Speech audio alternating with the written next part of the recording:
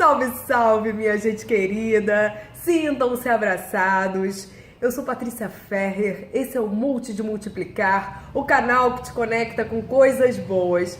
Gente, hoje o programa vai ser bem especial. Vou receber aqui Patrícia B. Cassis, que é coach para mães, empreendedora. Ela faz um trabalho incrível, que ela mistura ferramentas para trabalhar o poder pessoal dessas mulheres que estão nessa fase de maternidade. Paty, que honra te receber aqui, muito bom.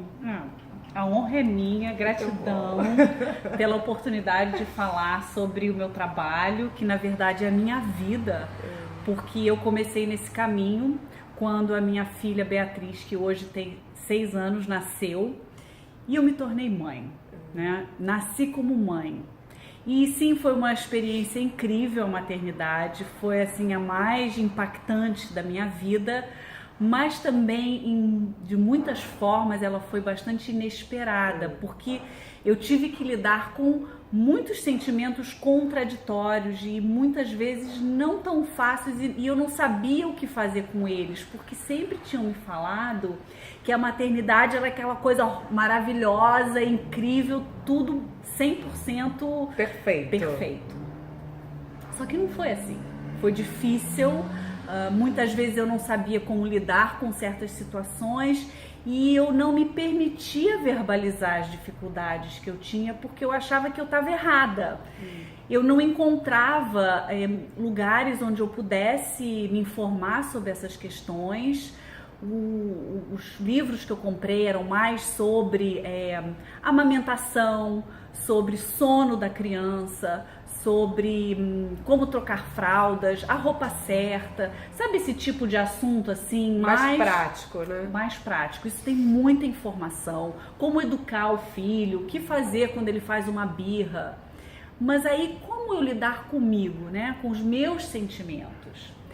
Então eu resolvi começar uma jornada de introspecção interior e começar a desvendar e tirar muitos véus que eu tinha em relação à maternidade e em relação a mim mesma, né? Porque quando a gente se torna mãe, fica muito mais difícil a gente esconder muitas questões que a gente traz, inclusive da nossa infância. E eu já era coach, então eu resolvi trazer todas as ferramentas que eu aprendi para poder ser uma mãe mais feliz, mais plena, mais produtiva, mais presente, né? E agora a gente está até, daqui a uns dias da gravação, é o Dia das Crianças, né? E uma das coisas que estão falando muito, aquela coisa é dê menos presente, esteja mais presente, né? Traga presença para o seu filho, né? Então eu trouxe para o meu trabalho muitas ferramentas que eu própria aprendi, que me ajudaram a transformar a maternidade em algo muito mais satisfatório para mim. Não, Paty, a gente já conversou tanto, gente, em off, que eu fico lembrando do papo. É muito importante você falar sobre todas essas questões.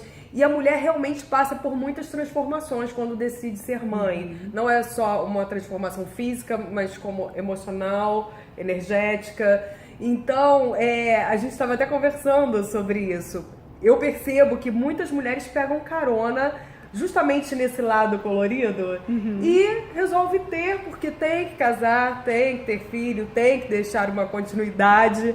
Eu discordo desses conceitos, mas respeito, e acho importante quando você fala sobre isso, porque ter filho é um ato de muita responsabilidade, porque você está trazendo um ser para o mundo que durante um bom tempo vai ficar sob os seus cuidados e as suas orientações.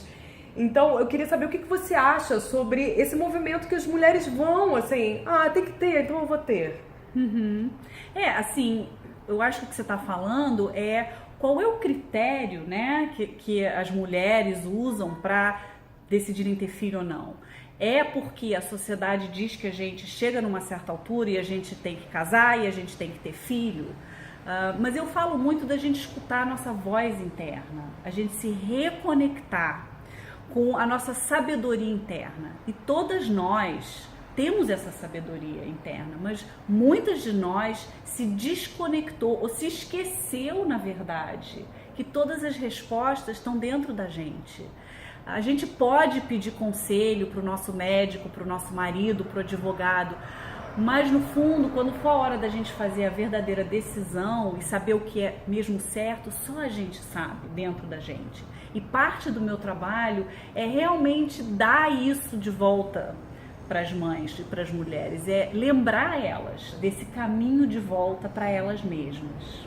Ai, maravilhoso isso, Paty, porque a gente vê, observando, né, que às vezes, né, depois que chega o filho, o casamento se desestrutura, acontecem tantas coisas, e você no seu trabalho oferecer ferramentas para essa mulher se olhar, né, voltar a se conectar com ela mesma, é fundamental, né? Com certeza. Porque o que eu acabo vendo que acontece muito, que aconteceu comigo, é que a gente perde um pouco da clareza sobre o que a gente quer na nossa vida. A gente entra naquele modo automático de sobreviver o dia a dia, de lidar com tanta novidade, que a gente acaba perdendo um pouco o nosso caminho, quais são os nossos valores, o que é realmente importante pra gente na nossa vida, o que é prioridade. A gente acha, por alguma razão, que a gente tem que dar conta de tudo, a gente tem que fazer tudo, a gente tem que abraçar. Imagina aquela mãe polvo, né, que tá com 50 mil coisas, e aí aparece mais uma coisa para fazer e ela diz, não, deixa que eu faço, eu dou conta. Cara, não dá. Onde é que tá escrito que a gente tem que dar conta de tudo? Eu nunca vi, mas parece que é uma lei invisível que todas nós seguimos, né? Então, eu tô aqui dando oficial permissão para não ter que dar conta de tudo. E aí muitas mães ficam assim, não, mas eu tenho que fazer, e isso é eu ser egoísta, e não sei o quê. A gente tem muito medo de se pôr em primeiro lugar, né? Eu acho que talvez porque a gente não quer ser excluída, porque a gente acha que a gente vai ser chamada de egoísta, mas existe uma diferença muito grande entre egoísmo e amor próprio, que muitas vezes a gente não entende e que a gente não faz essa distinção, e que eu acho que é muito importante a gente separar as duas coisas. O egoísmo, ele vem muito do ego e do medo, né? A gente faz aquela coisa egoísta quando a gente está com medo. Não, eu quero tudo pra mim. E o amor próprio, ele vem realmente da gente trilhar uma reconexão com nós mesmas. E eu acho que esse é um conceito muito difícil para a gente pensar e que a gente precisa desenvolver no nosso dia a dia. É uma coisa que a gente tem que, como se fosse para academia. Exercitar mesmo. Exercitar, exatamente. Colocar em prática, né? Exatamente. Quando você vai para academia no primeiro dia, você se sente completamente ali, o que eu tô fazendo? Não sei fazer inadequada, direito. Inadequada. O que eu tô fazendo aqui?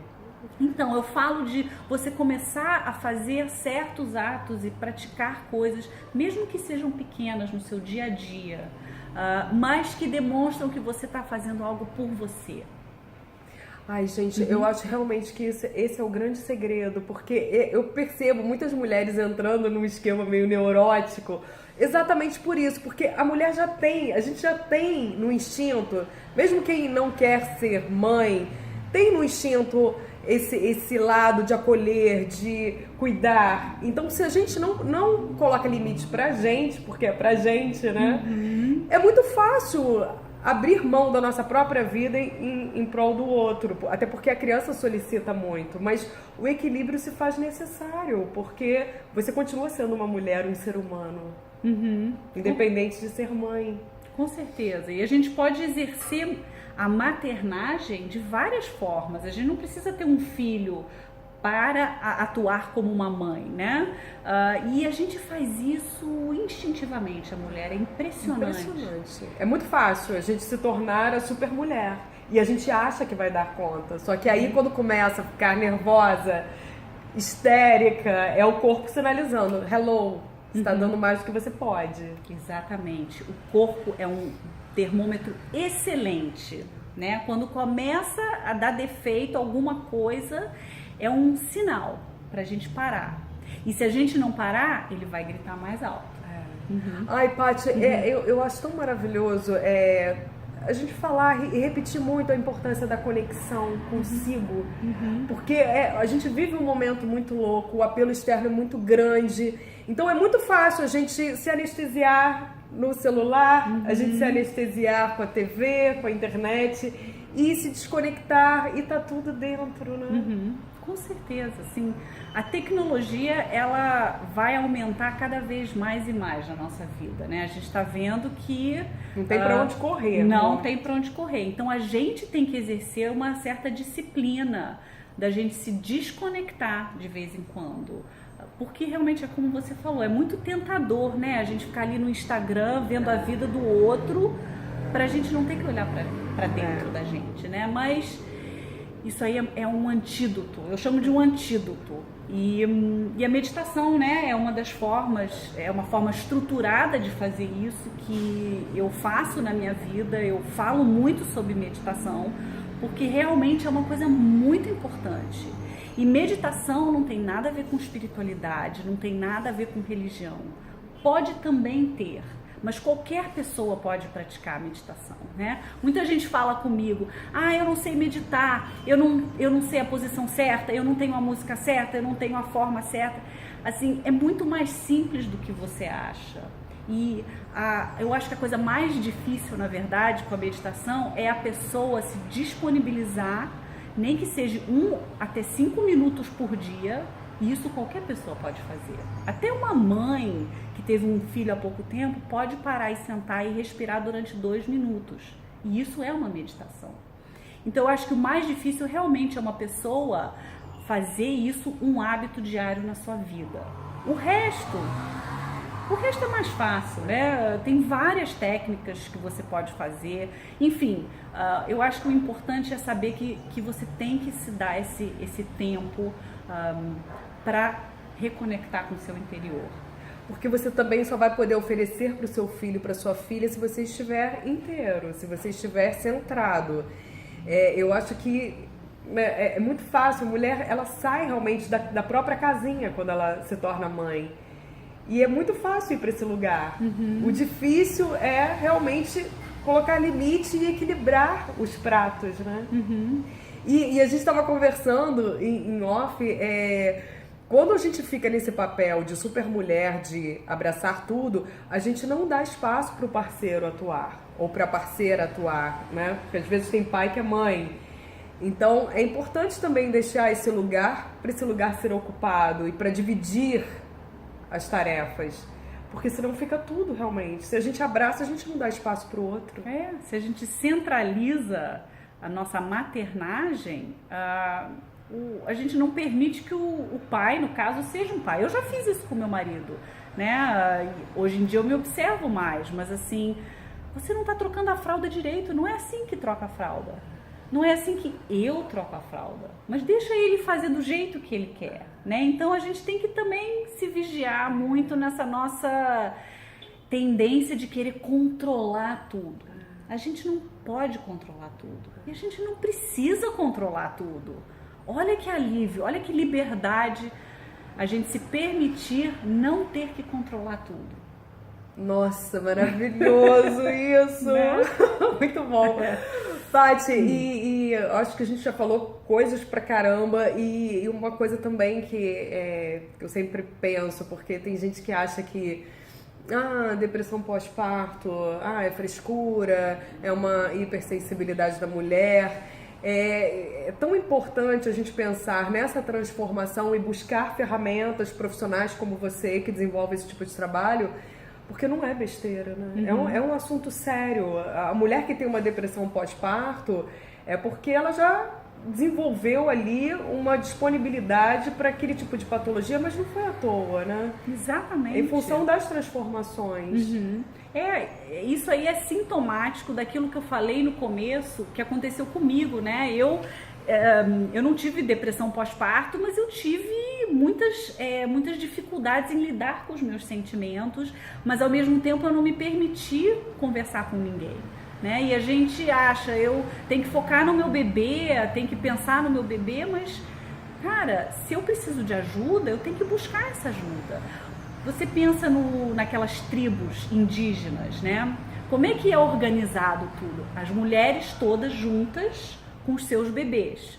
E aí, se uma mulher precisa de ajuda, ela pega no filho dela, ela entrega para outra mulher, para essa mulher poder ficar um pouco com o filho dela para ela se cuidar. Hoje em dia a gente está tendo filhos, cada uma sozinha no seu apartamento, totalmente isoladas, sem ajuda, né? Quando a gente não pode pagar uma babá, então a gente está muito sozinha, né? Nós como mulheres a gente tem que se unir, a gente tem que pedir ajuda. Olha só, eu estou precisando de ajuda para outras mulheres. Temos que conversar com o nosso médico se a gente sente que a gente realmente está deprimida, porque isso realmente é algo que tem que ser levado ao médico, né? O nosso obstetra, o pediatra, qualquer pessoa de confiança, né? Olha, a gente está chegando ao fim, infelizmente. Para finalizar, eu queria que você desse umas dicas para essas mulheres, tanto as mulheres que têm esse suporte em casa de uma babá, como as mulheres que não têm. Dicas positivas para esse período. O período assim, no começo? No começo. Olha, eu acho que uma coisa é uma mãe que tem um filho, quando a criança nasce, eu acho que ela tem que se permitir que a vida vai ser caótica durante o tempo, né? Que a gente perde a autonomia durante um tempo. Eu sei que para mim isso foi extremamente difícil e eu até me perguntava, será que algum dia a vida vai voltar ao normal? E ela volta sim.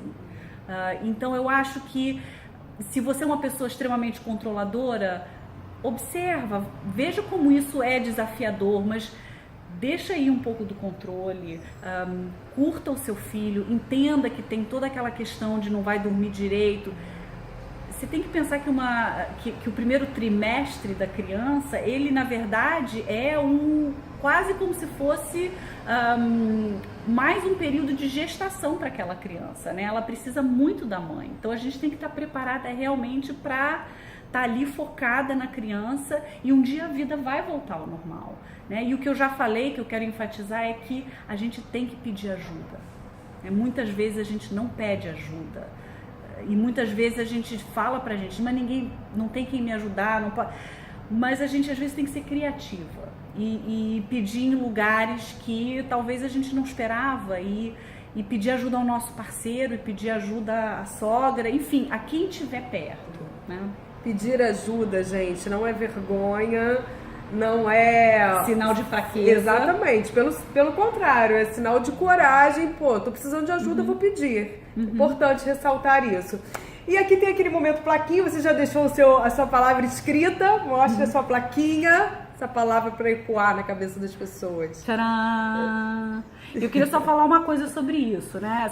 Essa expressão amor próprio, ela tá assim, muita gente fala sobre ela, né, no meio do desenvolvimento pessoal, e eu acho que quase que ficou banalizada, mas realmente eu acho que é um pilar essencial pra gente construir esse amor próprio no dia a dia. E a questão é que eu acho que a gente nem sempre tem muitas referências de como é eu desenvolver amor próprio, né? O que quer dizer no meu dia a dia?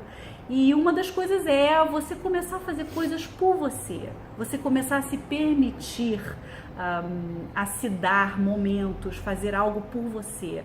Porque além disso fortalecer você internamente, você está mandando uma mensagem para o seu filho, que você está permitindo o seu filho ou sua filha também de exercer o amor próprio, né? Ai, Paty, obrigada, adorei, muito bom te receber aqui. Vai precisar voltar depois, certeza. Tá? Adorei, obrigada. Gente, aquele recadinho de sempre. Curta, inscreva-se no canal, passe adiante, porque o Multi de Multiplicar, o objetivo é esse, passar coisas boas, trazer insights, reflexões para as pessoas. E eu tenho recebido muitos e-mails, muitos comentários no Face. Deixem os comentários aqui embaixo, na descrição. Embaixo do vídeo tem a descrição do vídeo e tem um espaço para comentários. Vamos comentar por aqui, porque aí a Paty pode interagir, todos os convidados interagem, eu e vocês podem chegar com uma ideia, um pensamento diferente. E o objetivo também é esse, trocar. Multi de multiplicar, o passe livre para as coisas boas. Um beijo e até semana que vem. Tchau!